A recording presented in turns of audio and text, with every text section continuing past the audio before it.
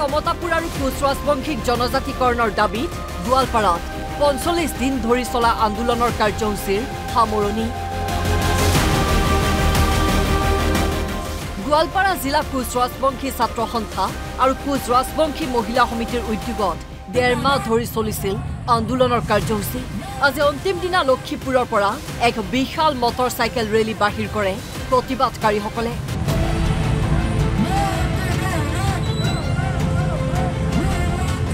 ১৯৬৭ চনৰ পৰা কোচ ৰাজবংশীসকলে জনজাতিকৰণৰ বাবে চলাই আহিছে সংগ্ৰাম। কিন্তু ৰাজনৈতিক পাকচক্ৰত কোচ ৰাজবংশী জনগোষ্ঠীয়ে জনজাতিকৰণৰ মৰ্যাদা লাভ নকৰাৰ অভিযোগ উত্থাপন কৰিছে আক্ৰাছুৱে।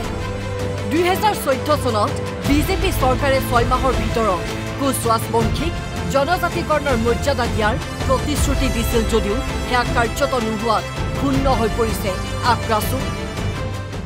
নিশ্চিতভাৱে কোচ ৰাজবংশীসকল জনজাতিকৰণৰ যিটো সমস্যা, জনজাতিকৰণৰ যিটো দাবী, সেইটো আজিৰ দাবী নহয়। ১৯৬৭ চনৰ পৰা কোচ ৰাজবংশীসকলে জনজাতিকৰণৰ কাৰণে সংগ্ৰাম কৰি আহিছে।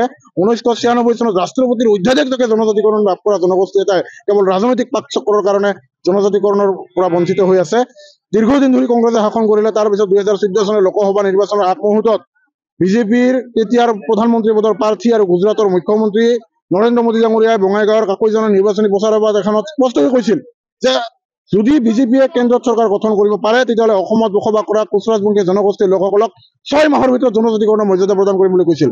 কিন্তু দুখ আৰু পৰিতাপৰ বিষয় যে ২০১৪ চনৰ পৰা ২০২৪ চনলৈকে আজি এটা দশক অতিক্ৰম কৰিলে, কিন্তু অসমত বসবাস কৰা কোচ ৰাজবংশীসকল জনজাতিকৰণৰ পৰা বঞ্চিত হৈ থাকিলে।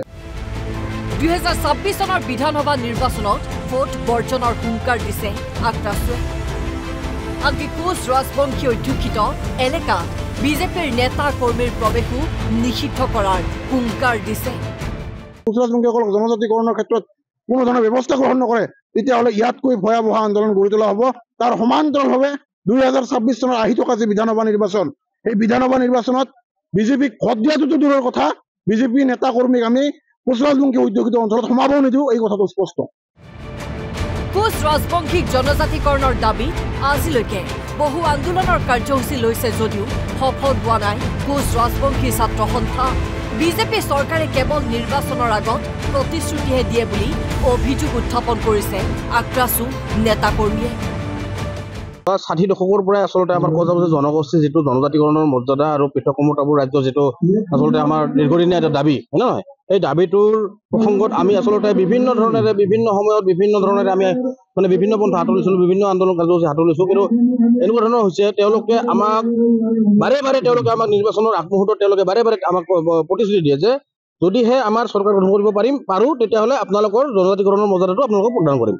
কিন্তু ইলেকশ্যন পাৰ হৈ যোৱাৰ লগে লগে তেওঁলোকে এনেকুৱা ধৰণৰ কিছুমান মানে আমাক বিহেভিয়াৰ আমি দেখা পাইছোঁ বা দেখি আহিছোঁ। তেওঁলোকে আমাৰ যি জনজাতিকৰণৰ প্ৰসংগ, এই প্ৰসংগটো তেওঁলোকে একেবাৰে নিশ্চিহ্ন কৰি পেলায়।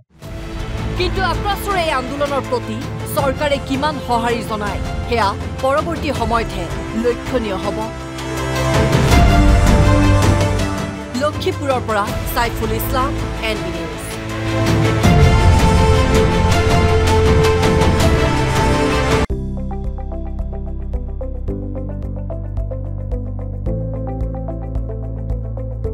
NB নিউজ, সহজ সৰল ভাষাত নৱভাৰতৰ কথা।